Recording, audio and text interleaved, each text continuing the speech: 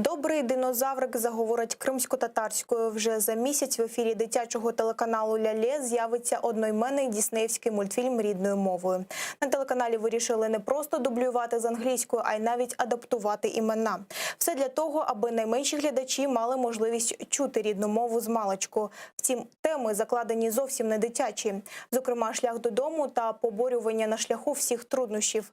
За дубляжем нового проекту телеканалу «Лялє» спостерігали наші журналісти. Чолпа! Cenazeci Yok, bit! çıban Arsız! ucur Sasık! deli Korkak! melevşe Tiken! çıkın Benek! Benek! Мында кел, Бенек, мында кел! Всього за 2 місяці динозавр Арлоу заговорив кримсько-татарською і вже невдовзі порадує глядачів телеканалу «Лялє». Це альтернативна історія нашої планети, де люди так і залишились на печерному рівні, а світ населений розумними динозаврами. В Арлоу попереду довгий шлях, і починається він з трагедії – втрати батька.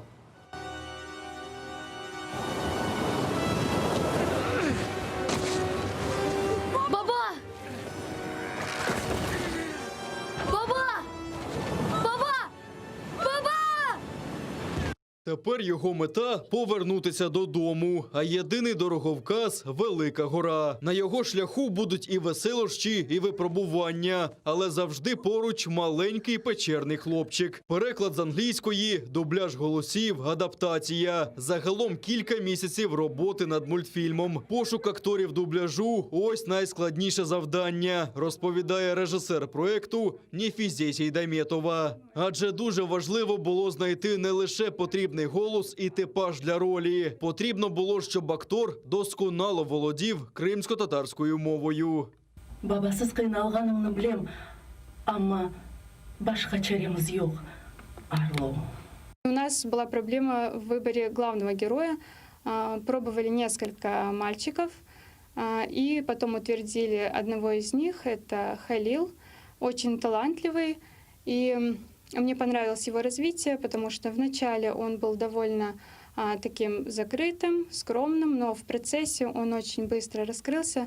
И даже когда мы слушали первые дубли, мы заметили разницу.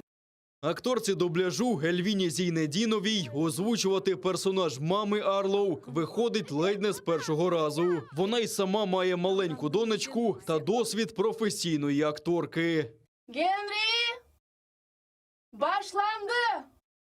Добрий динозавр Арлоу має стати прикладом для маленьких глядачів, кажуть автори проекту. Він завжди вірний друг, не схиляється перед труднощами і при цьому вчить малечу рідної мови. Обязательно буду показывать. Я уже сейчас показываю этот мультфильм на другом языке, чтобы она уже смотрела. И говорю, что вот скоро будет этот мультфильм на крымско-татарском языке. Будет озвучивать твоя мама, маму этого Арлоу. И она уже ждет с нетерпением. С ранних лет им нужно говорить на крымско-татарском, а когда они слышат речь крымско-татарскую, они как бы привыкают к этой атмосфере. Если даже родители, возможно, не в полной мере говорят на нашем родном языке, то они, смотря мультфильмы, могут обучаться и самостоятельно. «Добрий динозавр» – третій дубльований цього року мультфільм. І він вже на заключному етапі монтажу. Презентують його на дитячому телеканалі «Лялє» в першій половині грудня. А команда вже шукає нові проекти.